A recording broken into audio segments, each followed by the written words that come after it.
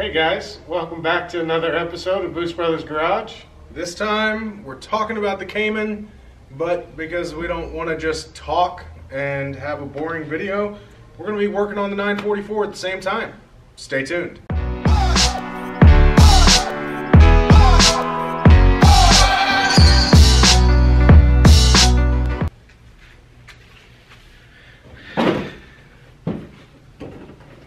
He dented my fenders on the Cayman, checking to see if my shocks were out. Now I just sat on my 944. Before we get into the Cayman and what's going on with it, a lot of you guys have been asking, what exactly are we doing to the 944 race car?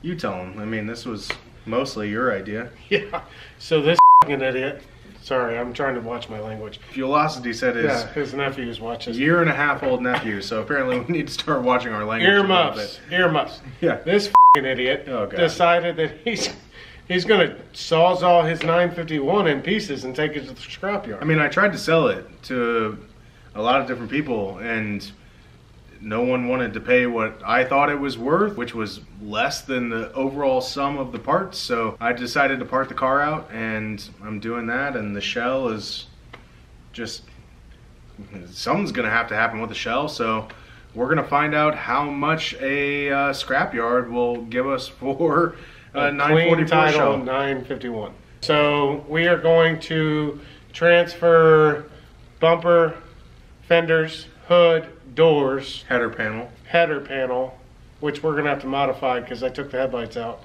all to this car because I think I'm gonna order some wrap for it tomorrow. We're gonna try to wrap this thing ourselves. Bad idea. If any of you watched did we do a video on the Cayman headlights? No, we filmed it, but it sucked. Because we're so bad. We were so bad at just putting headlight tint on that we didn't even put a video out, and we think we're gonna wrap this entire car. Yeah. It's not going to be good. Yeah. And I don't want to spend the money for any kind of pattern wrap, which means we're going to do a solid color, which means we have to try to do one piece of vinyl for every panel on the car. It's really just a recipe for disaster, but it should be fun to watch. Yeah, so anyway, that's what we're doing. I'm going to start wrenching on this thing, and Zach's going to start to give you a little update on what's going on with the Cayman, why it hasn't been on the channel, and when you can expect to see it again. So while we're at this, why don't we just make this into a drinking game? That's always a good idea. Yeah. So you guys can play along if you want. Yeah, grab a beer and let's make the keywords Cayman. Okay. Vision, motorsports. Both words or just vision? In any context. Motorsports by itself? By itself, which I don't think is ever going to be used. Probably not. And turbo. Okay. And M96. Wait, 4? Yeah, 4. That's aggressive. Yeah, let's do it. The rules will be whoever is working on the car, every time the person, me, is talking about the Cayman. Damn it. Has to take a drink. Let's do it. So a lot of you guys have been asking about the Cayman. So the Cayman's still sitting in the shop right there. You said Cayman. Oh, yeah, good job. Nothing's changed. The M96. Is that one of them? That's one of them? Yeah, I made that the fourth.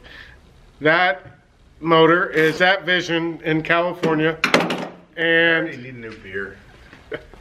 He's re-sleeving it, doing forged pistons and rods like we've talked about before, so nothing's changed there. We just haven't got it back. And honestly, I'm not in a big hurry because once it does come back, there's going to be a lot of money that needs to be spent on that car.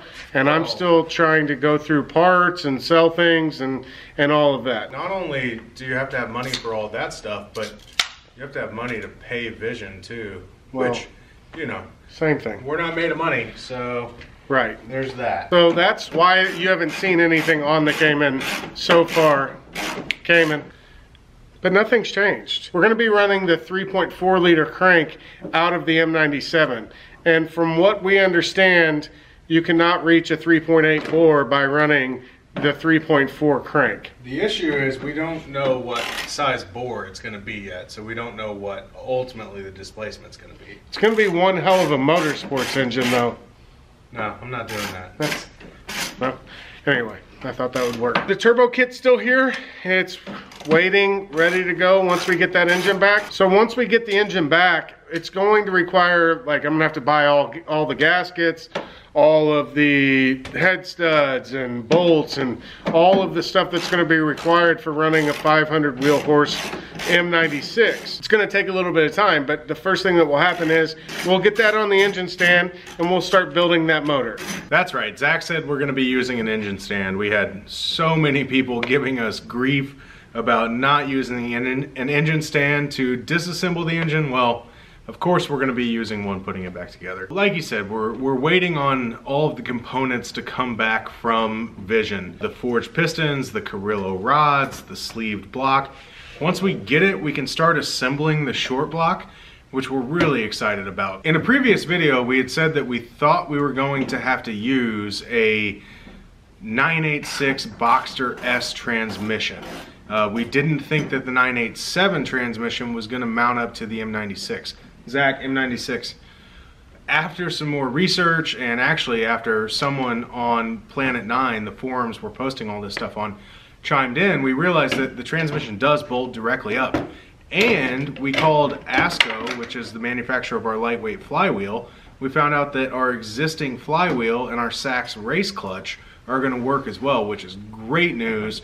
We don't have to try to figure that out. We don't have to try to sell our Cayman transmission and pick up a 986 trans. We are probably still gonna have to do something for a limited slip differential. The issue is, before we start going into doing an LSD and doing all this stuff, we're still figuring out exactly what the end goal for the car is gonna be. When we decided that we were gonna rebuild a Porsche Flat 6, it was just gonna be mainly a track car. Now that we've got the TPC turbo kit, and if you guys haven't seen that video, I'll post it up here, us unboxing, unveiling that kit. Now that we have the turbo kit, it doesn't make as much sense to be a true track car, and Zach's leaning towards it being like a half-mile car, mile car, or just a stupid fun street car. So some of the things that we were originally thinking we needed, a roll cage, all that, we're kind of backpedaling a little bit. Good news is, the Cayman, Zach, Cayman, M96, Vision, Turbo, Cayman. The good news is, the Cayman is still here. It's sitting 10 feet away from me. Unfortunately, it's covered in dust and we haven't got to do much with it. But as soon as we get the components back from Vision Motorsports, we can start assembling that short block. We can bring some of that content back to the channel. I know all you Cayman guys have really been missing it, and we apologize. There's just not been that much for us to do with it. Soon, very soon, it's gonna be a focal point of the channel. The other good news is, as we played musical chairs with all the cars tonight, I got the widebody 944 back in my bay, and we can actually start working on it again as well. So we can really dive into our two main project cars and get some work done, which is pretty awesome. As Mike was saying, the Cayman's going to, I said Cayman twice, not going to be a dedicated track car anymore. So a few videos ago, a lot of videos ago, you guys saw me stripping the interior with that intention. Since then, I've got a Bray & Krause harness bar, and we're gonna be running that as more of a street car setup. We've made friends with a local upholstery shop. Good guy, he's in the P-car world as well. He races a 944 turbo. We are, actually it's LS swapped as of this season, but he's gonna be doing some interior work for us on the Cayman. I plan on wrapping all of the interior in some kind of Alcantara-ish material. And then I'll probably do some Sparco or OMP sport seats on the inside. I'm gonna go reclining. I'm not gonna go fixed back, because after getting, you saw me trying to get in and out of this car. Yeah, I'm too fat for that. So I can't be messing with that on something I plan to drive a few times a week. That's the plan for the interior. On the exterior, it's definitely gonna remain pretty stock for this year. I kind of want to have it sleeper-ish. I'd love to be able to go out and find some 996 turbos and 991s and just light their ass up and they have no idea what this Cayman's all about. But maybe in the next season I'd like to do some aero work on it for sure. I know it needs a rear wing. That rear end is begging for a rear wing. And then we'll see what we can find for the front. There's a couple wide body kits that I have my eye on, but I don't know, some of them are a little overkill. Some of them, as in Getty Designs, are outstanding, but everybody's running those over fenders, so I'd like to be a little bit unique. We'll just kind of have to see where the market's at when we get to that time and see if anything new's out. I hope that Cayman update kind of set some of your guys' nerves at ease. It's definitely not going anywhere, and it's still my main focus 100%. The only reason this 944 has taken precedence is because we have a race coming up on the 10th of June, and obviously I can't race the Cayman because I'm not Fred Flintstone. Vision Motorsports sends that engine back. My beer's over there. We will be getting after it. Thanks for watching, guys. See you next time.